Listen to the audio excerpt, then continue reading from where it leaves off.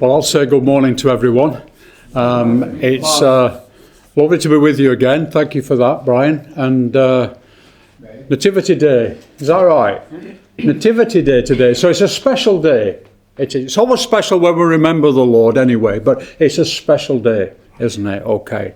So we're going to be thinking about the birth of the Lord Jesus today. It's only right and fair and proper we do. And I was thinking about, it'd be about a month ago, what can I say, just for a few minutes before we remember the Lord, about the birth.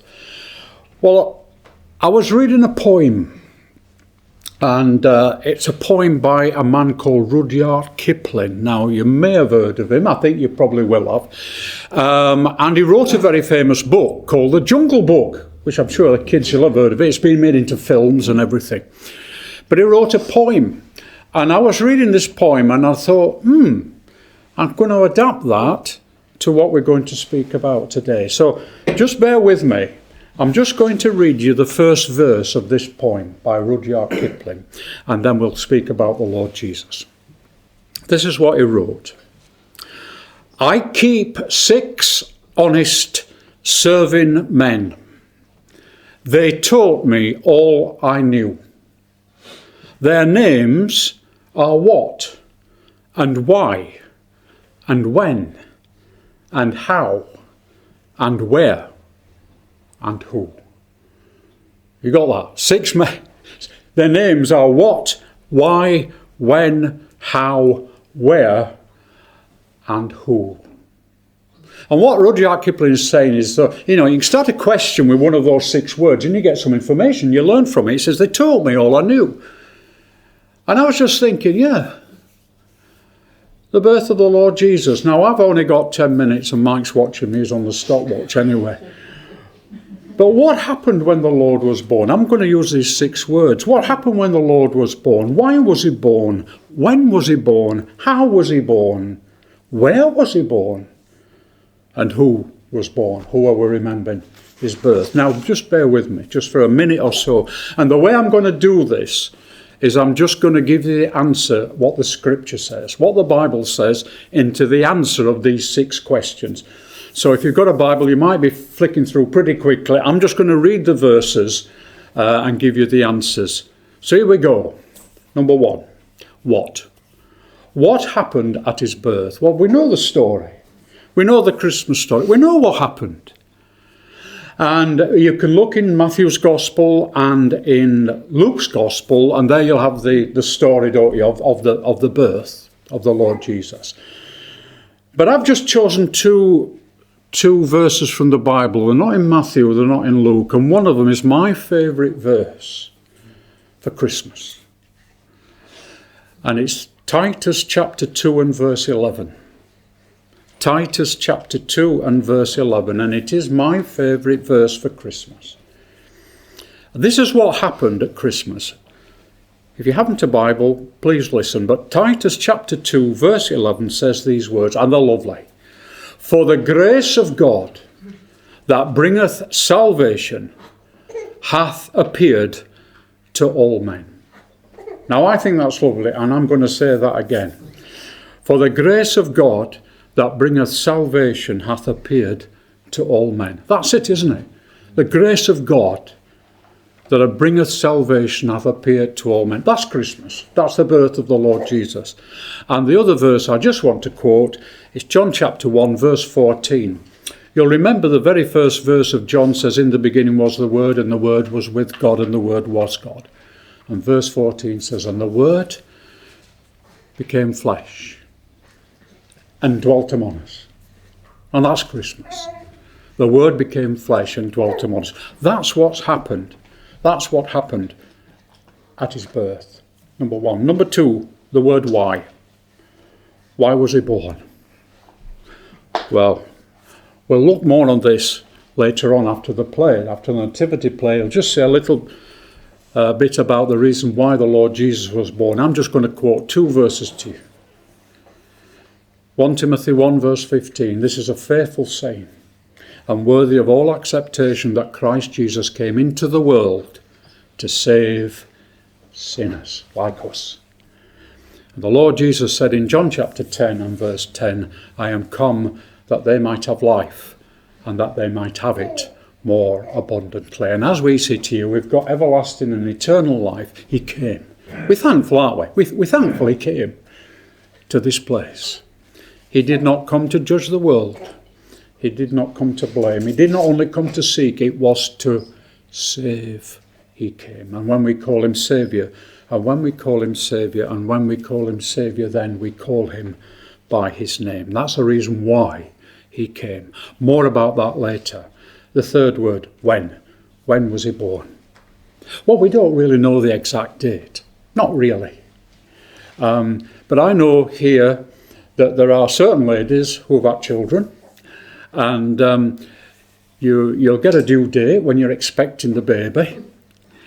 And sometimes the baby may be early, and if it's really early, we call it a premature birth, don't they? And sometimes they're born well before the due date. And just the opposite, sometimes the due date comes and it goes, and you still haven't had the baby, and they say you're late, it's late. Very rarely is it exactly on the date that's given.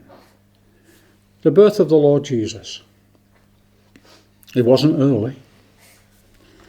It wasn't late. When was the Lord Jesus born? Now here's my verse for this. A lovely verse. Galatians chapter 4 and verse 4.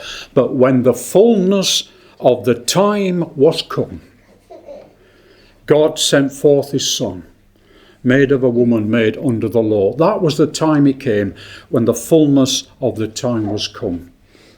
Perfect timing. The Lord Jesus wasn't early. He wasn't late. He was never late. You never read of the Lord running in the Bible. He was never late for an appointment. Divine time. And it was in the mind and will of God when his Son will be born. In the fullness of the time, when that was come, God sent forth his Son. Galatians chapter 4 and verse 4. So that's the what. That's the why and the when, the how. How was he born? How was he born? Miraculous, isn't it? Miraculous. There's never been a birth like it. There will never be a birth like it ever again. And I'm going back now to the prophet Isaiah. I'm going back into the Old Testament. 750 years before the Lord was actually born. 750 years before he was born, Isaiah wrote these words. Therefore the Lord himself shall give you a sign. Behold, a virgin shall conceive and bear a son, and shall call his name Emmanuel. Born of a virgin. That's how he came. And then in Matthew chapter 1, we've got these lovely words.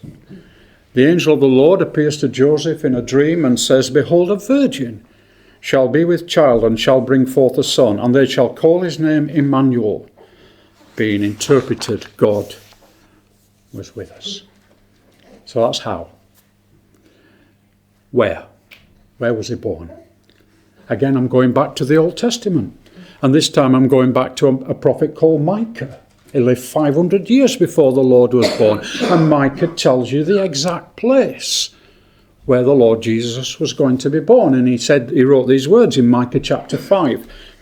But thou, Bethlehem Ephratah, though thou be little among the thousands of Judah, yet out of thee he shall come, who forth unto me, that is to be ruler in Israel, whose goings forth from being from of old, from everlasting. A small place, Bethlehem.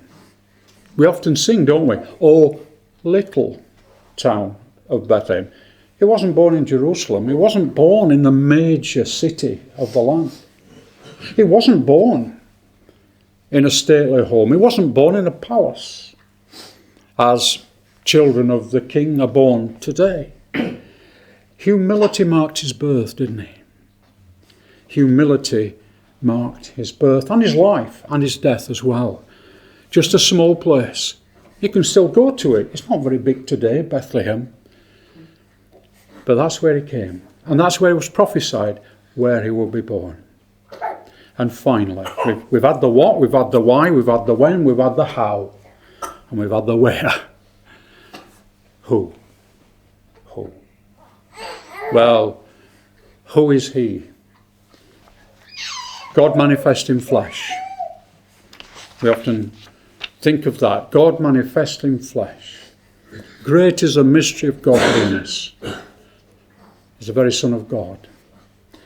And there is a hymn in the, I don't know, call it the green book you have. I can't remember what it's called now.